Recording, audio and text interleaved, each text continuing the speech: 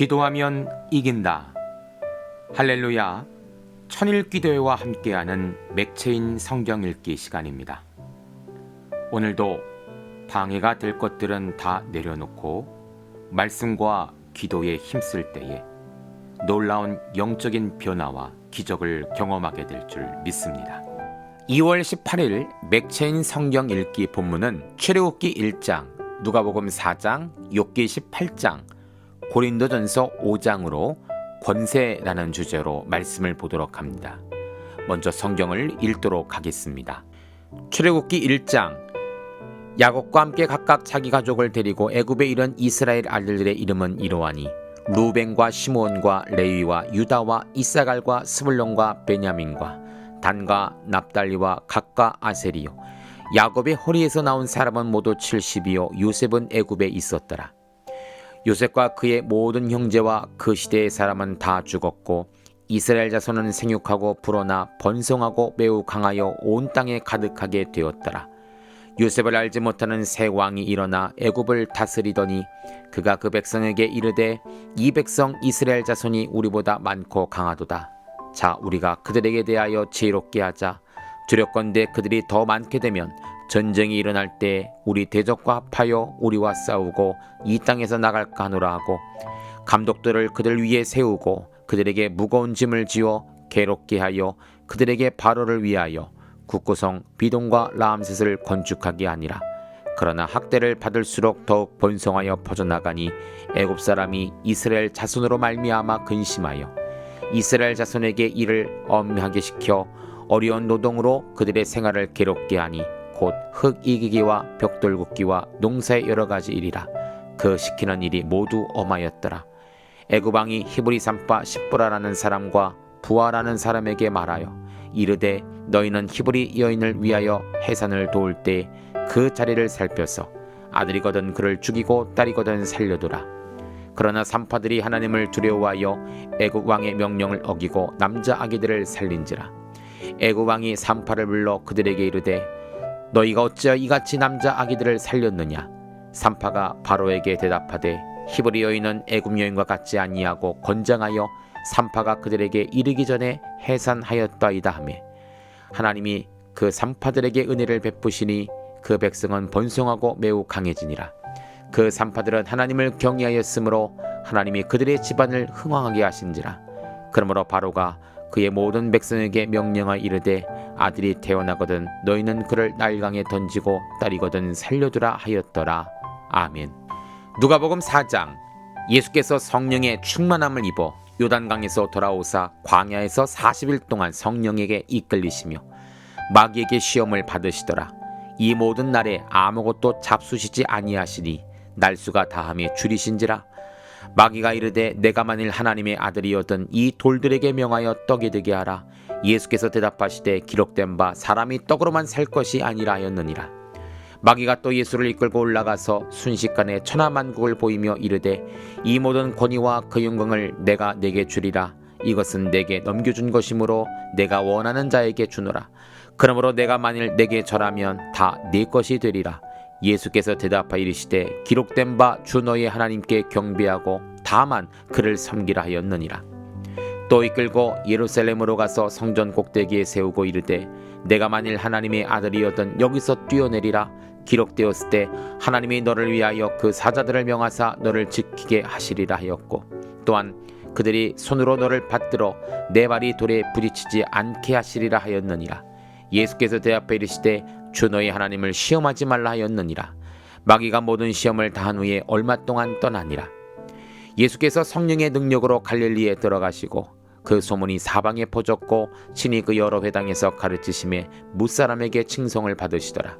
예수께서 그 자라신 곳 나사렛에 이르사 안식에 늘 하시던 대로 회당에 들어가사 성경을 읽으려고 서심해 선지자 이사야의 글을 들이거늘 책을 펴서 이렇게 기록된 데를 찾으시니 곧 주의 성령이 내게 임하셨으니 이는 가난한 자에게 복음을 전하게 하시려고 내게 기름을 부으시고 나를 보내사 포로된 자를 자유를 눈먼 자에게 다시 보게 함을 전파하며 눌린 자를 자유롭게 하고 주의 은혜를 전파하게 하려 하심이라 하였더라. 책을 덮어 그 맡은 자에게 주시고 앉으시니 회당에 있는 자들이 다 주목하여 보더라. 이 예수께서 그들에게 말씀하시되 이 글이 오늘 너희 귀에 응하였느니라 하시니 그들이 다 그를 증언하고 그 입으로 나오는 바 은혜로운 말을 놀랍게 여겨 이르되 이 사람이 요셉의 아들이 아니냐. 예수께서 그들에게 이르시되 너희가 반드시 의사야 너 자신을 고치라는 속담을 인용하여 내게 말하기를 우리가 들은 바 가버나움에서 행한 일을 내 고향 여기서도 행하라 하니라. 또 이르시되 내가 진실로 너희에게 이르노니 선지자가 고향에서는 환영을 받는 자가 없느니라. 내가 참으로 너희에게 이르노니 엘리야 시대에 하늘이 3년 6개월간 갇히어 온 땅에 큰 흉년이 들었을 때 이스라엘에 많은 과부가 있었을 때 엘리야가 그 중에 한 사람에게로 보내심을 받지 않고 오직 시돈 땅에 있는 사렙다의 한 과부에게 뿐이었으며 또 선지자 엘리사 때 이스라엘에 많은 나병 환자가 있었을 때 그 중에 한 사람도 깨끗함을 얻지 못하고 오직 수리아 사람 나아만 뿐이었느니라. 회당에 있는 자들이 이것을 듣고 다 크게 화가 나서 일어나 동네 밖으로 쫓아내어 그 동네가 건설된 산 낭떠러지 끝까지 끌고 가서 밀쳐 넘어뜨리고자 하되 예수께서 그들 가운데로 지나서 가시니라. 갈릴리의 가버나움 동네에 내려오사 안식일에 가르치심에 그들이 그 가르침에 놀라니 이는 그 말씀이 권위가 있음이러라. 회당에 더러운 귀신 들린 사람이 있어 크게 소질러 이르되 아 나사렛 예수여 우리가 당신과 무슨 상관이 있나이까. 우리를 멸하러 왔나이까. 나는 당신이 누구인 줄 아노니 하나님의 거룩한 자니이다. 예수께서 꾸짖어 이르시되 잠잠하고 그 사람에게서 나오라 하시니 귀신이 그 사람을 무리 중에 넘어뜨리고 나오되 그 사람은 상하지 아니한지라.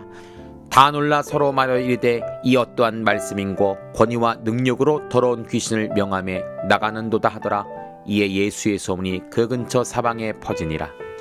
예수께서 일어나 회당에서 나가사 시몬의 집에 들어가시니 시몬의 장모가 중한 열병을 앓고 있는지라.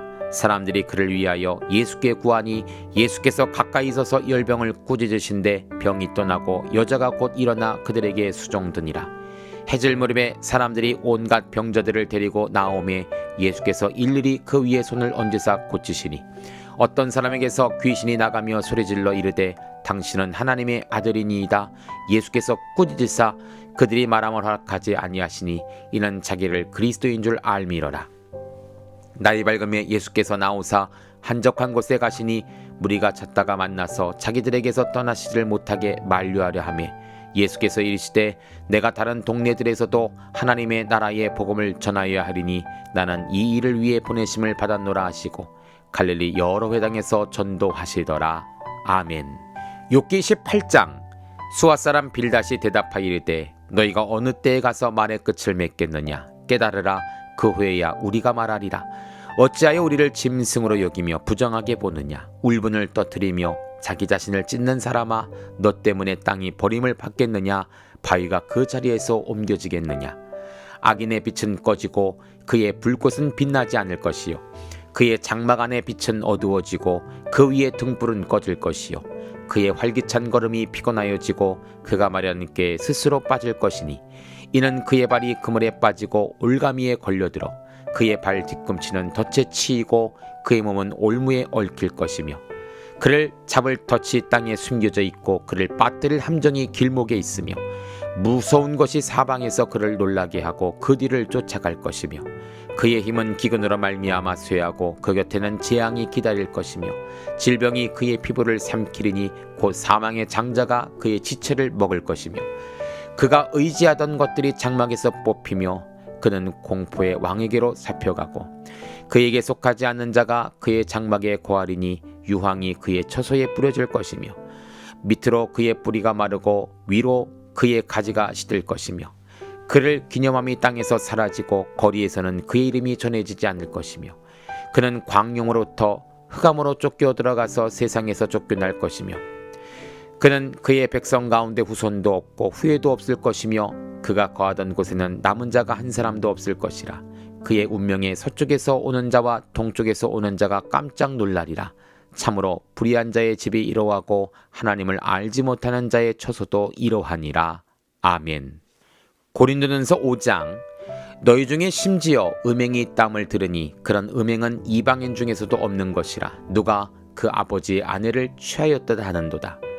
그리하고도 너희가 오히려 교만하여져서 어찌하여 통한이 여기지 아니하고 그 일 행한 자를 너희 중에서 쫓아내지 아니하였느냐. 내가 실로 몸으로는 떠나 있으나 영으로는 함께 있어서 거기 있는 것 같이 이런 일 행한 자는 이미 판단하였노라.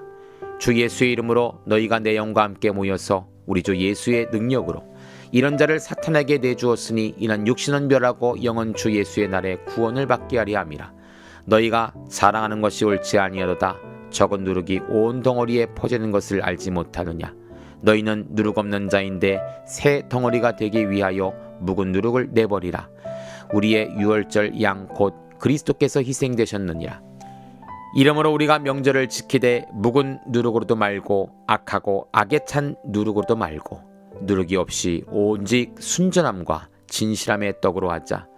내가 너에게 쓴 편지에 음행하는 자들을 사귀지 말라 하였거니와 이 말은 이 세상에 음행하는 자들이나 탐하는 자들이나 속여 빼앗는 자들이나 우상 숭배하는 자들 도무지 사귀지 말라는 것이 아니니 만일 그리하려면 너희가 세상 밖으로 나가야 할 것이니라. 이제 내가 너에게 쓴 것은 만일 어떤 형제라 일컬은 자가 음행하거나 탐욕을 부리거나 우상 숭배를 하거나 모욕하거나 술 취하거나 속여 빼앗거든 사귀지도 말고 그런 자와는 함께 먹지도 말라 함이라. 밖에 있는 사람들을 판단하는 것이냐 내게 무슨 상관이 있으려마는 교회 안에 있는 사람들이야 너희가 판단하지 아니하랴. 밖에 있는 사람들은 하나님이 심판하시려니와 이 악한 사람은 너희 중에 내쫓으라. 아멘. 본문을 잠시 살펴보는 시간을 가져보려고 합니다. 먼저 출애굽기 1장은 영아 사례 중 생명을 지키는 하나님의 권세에 관한 말씀이 나와 있죠. 출애굽기의 중요한 발달은 7절과 8절로 볼 수가 있습니다. 7절 이스라엘 자손이 생육하고 불어나 번성하고 매우 강하여 온 땅에 가득하게 되었더라. 생육과 번성은 하나님의 백성들에게 허락하신 고유의 축복이죠. 하지만 마귀는 이것을 매우 싫어합니다. 8절입니다. 요셉을 알지 못하는 새 왕이 일어나 애굽을 다스리더니. 요셉을 알지 못했다는 것은 그만큼 시간이 흘렀다라는 의미와 함께 하나님의 권위와 권세를 인정하지 않는 왕이라는 것입니다. 마귀는 이러한 자를 택하여 하나님의 백성들을 핍박하기 시작합니다. 이스라엘의 번성을 막기 위해 애굽 왕은 인구 억제 정책을 내세우며 태어나는 남자 아이들마다 다 죽이라고 명을 합니다. 한둘이 아닌 수많은 남아들이 태어나자마자 죽임을 당하는 살육의 사건이 일어나게 된 것이죠. 마귀는 이렇게 해서라도 하나님의 역사를 방해하려 합니다. 하지만 하나님은 산파들을 택하여 그것들을 막고 계시죠. 17절입니다. 그러나 산파들이 하나님을 두려워하여 애굽 왕의 명령을 어기고 남자 아기들을 살린지라. 아멘. 산파들은 왕의 명령을 어겼다고 합니다. 죽음의 위협을 알고도 어겼습니다. 왜 그랬을까요? 바로 하나님을 두려워했기 때문입니다. 왕의 권세보다 하나님의 권세를 인정하고 경배하고 우선시했기 때문에 내 생명보다 하나님의 사명을 이루는데 목숨을 걸었다는 것이죠. 그들의 결과가 어땠을까요? 20절과 21절입니다. 하나님이 그 산파들에게 은혜를 베푸시니 그 백성은 번성하고 매우 강해지니라. 그 산파들은 하나님을 경외하였으므로 하나님이 그들의 집안을 흥원하게 하신지라. 아멘. 사명자는 목숨을 아끼지 않습니다. 이러한 사명자로 인해 민족은 살 수 있고 민족은 더 크게 부흥된 것이고 그 사명자의 가정에도 복을 내려주신 것이죠. 성도님들, 하나님의 권세를 인정하시기를 바랍니다. 세상의 소리보단 하나님의 소리에 더 귀 기울이시기를 바랍니다. 하나님을 경외한 자에게 주시는 흥왕의 복이 여러분 가운데 있기를 축복합니다. 두 번째로 누가복음 4장은 마귀와 질병을 물리치시는 예수님의 권세의 이야기입니다. 예수님께서 본격적으로 공생의 사역을 시작하시면서 가장 먼저 하신 것은 기도였습니다. 그 기도가 얼마나 깊고 간절했던지 밥을 먹는 것도 잊고 기도하셨어요. 며칠 동안이나요? 40일. 2절입니다. 마귀에게 시험을 받으시더라. 마귀는 가장 배고프고 약해진 때를 골라 예수님을 시험하러 옵니다. 마귀는 예수님께 돌을 떡으로 만들라, 자신에게 절하라, 경배하라, 높은 곳에서 떨어져 봐라 하면서 예수님의 권위를 시험하고 있죠. 만약 돌을 떡으로 만들었다면 배고픔도 이기지 못하는 자가 어찌 십자가의 고통을 이길 수 있느냐라며 비방할 것입니다. 땅의 권세를 위해 마귀에게 절한다면 결국 예수는 마귀의 종이 되고 마는 것이죠. 높은 곳에서 떨어질 때 하나님의 아들이면 천사들이 돌에 부딪히지 않도록 할 것이다 라고 했는데 예수님은 이 모든 시험을 말씀으로 물리치셨다라는 사실이에요. 여러분 4절을 보십시오. 뭐라 기록합니까? 기록된 바라고 하죠. 이것은 신명기 8장 3절을 인용하신 것입니다. 8절의 마지막에도 섬기라 하였느니라 라고 했는데 이것은 신명기 6장 13절 이렇게 하라고 했다며 또 말씀을 인용하고 계십니다.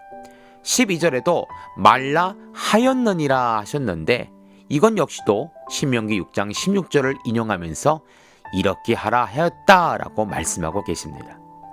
결국 예수님의 권위는 자의적인 권세가 아니라 철저히 말씀에 붙잡힌 권세였음을 우리는 알 수가 있습니다. 성도님들, 우리가 시간이 남아서 말씀을 읽고 암송하는 것이 아니죠. 우리에게도 예수님과 같은 동일한 시험이 찾아옵니다. 우리도 이겨야 하는데 그 방법을 예수님이 가르쳐주고 계신 것이에요. 바로 말씀과 기도라는 것이죠. 이렇게 시험을 이기셨을 때 그 말씀의 권위와 권세가 더욱더 강해졌다라고 성경은 말합니다.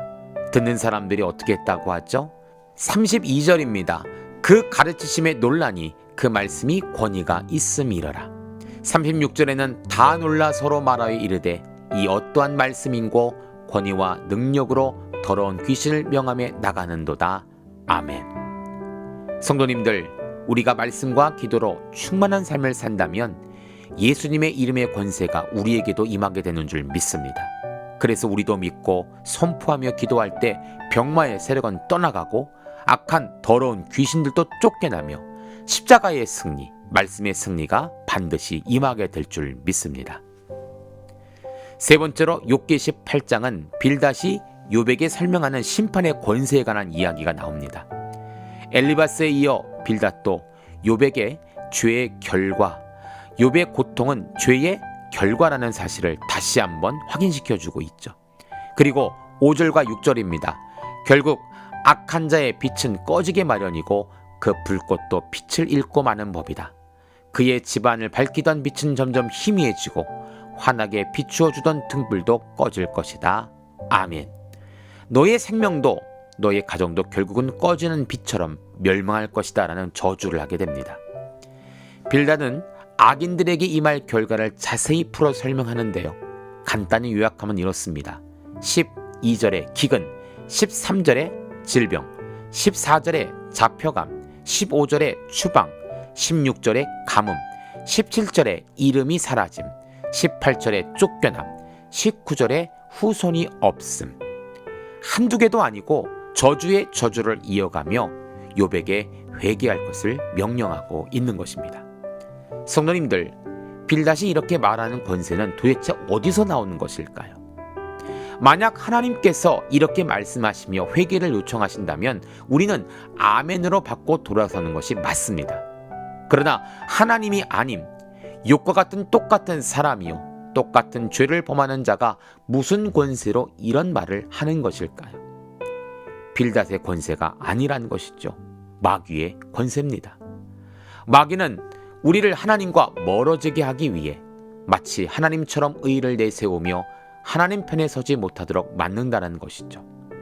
하나님의 권세는 무엇입니까? 정죄가 아니에요. 요한복음 1장 12절에 영접하는 자, 곧 그 이름을 믿는 자들에게는 하나님의 자녀가 되는 권세를 주셨으니 아멘.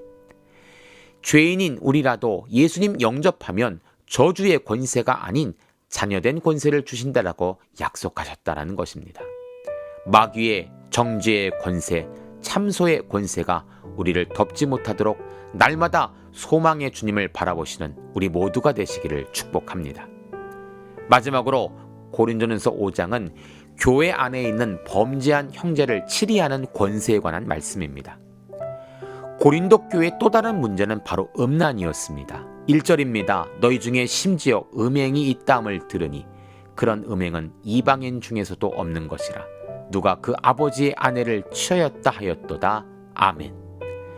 아버지의 아내라고 표현한 것을 보면 친모를 말하는 것은 아닐 것입니다.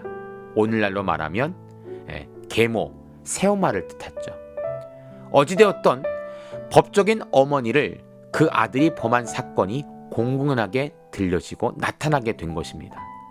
이 일은 교회 밖이 아니었습니다. 교회 안에서 성도들 중에 있었다는 것이죠. 이것을 전해들은 바울은 한탄하며 편지글을 쓰고 있는 것입니다. 이러한 음행을 누룩으로 표현을 했죠. 6절에 적은 누룩이 온 덩어리에 퍼지는 것을 알지 못하느냐. 한 사람이 이런 죄를 저질렀는데 교회가 아무런 칠이나 조치가 없다면 마치 누룩이 퍼지듯이 후에는 여러 사람들이 동일한 죄를 지을 수 있음을 경고하고 있는 것입니다. 사도 바울은 영적인 권위와 권세를 가지고 선포합니다. 11절입니다. 이제 내가 너에게 쓴 것은 만일 어떤 형제라 일컫는 자가 음행하거나 탐욕을 부리거나 우상 숭배를 하거나 모욕하거나 술 취하거나 속여 빼앗거든 사귀지도 말고 그런 자와는 함께 먹지도 말라 함이라. 아멘. 교회 내에 누룩과 같은 죄의 요소를 철저하게 끊어버리라는 것입니다. 마치 시편 1편의 말씀처럼 복 있는 사람은 악인, 죄인, 오만한 자들의 자리에 앉지도 서지도 않는 것처럼 그 자리를 피해 영적인 자리, 회개의 자리에 다시금 돌아오라 명령하고 있는 것입니다. 성도님들, 우리의 하루하루가 그렇습니다. 이렇게 성경을 읽고 은혜 나눔 및 항시범 기도를 서로 나누는 것도 마찬가지예요. 우리 복 있는 성도는 은혜의 자리에 서 있어야 합니다. 말씀을 사모하는 자리에 함께 해야 합니다.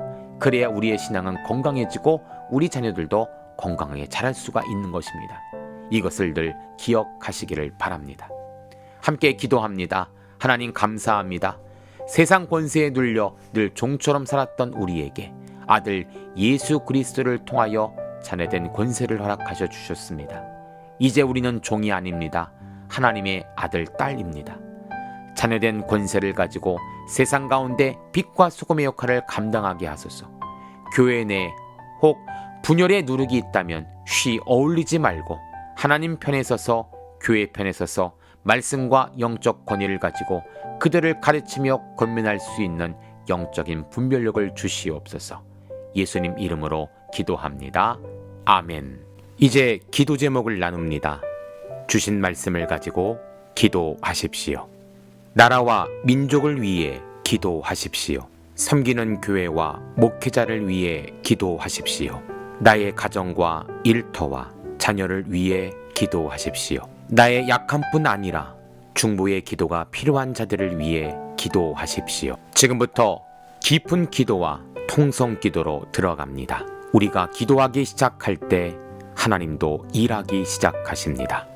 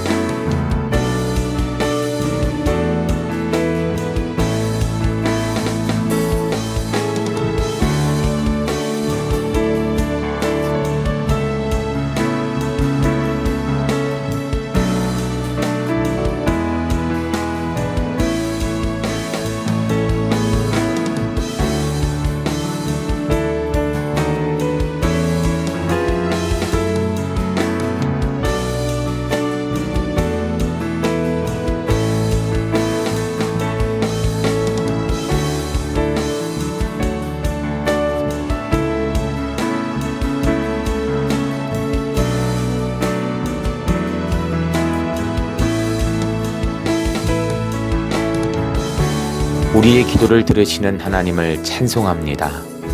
오늘도 기도로 하루를 마감하게 하시니 감사합니다. 남은 기도에도 반드시 승리하는 성도들 되게 하소서. 예수님 귀하신 이름으로 기도합니다. 아멘.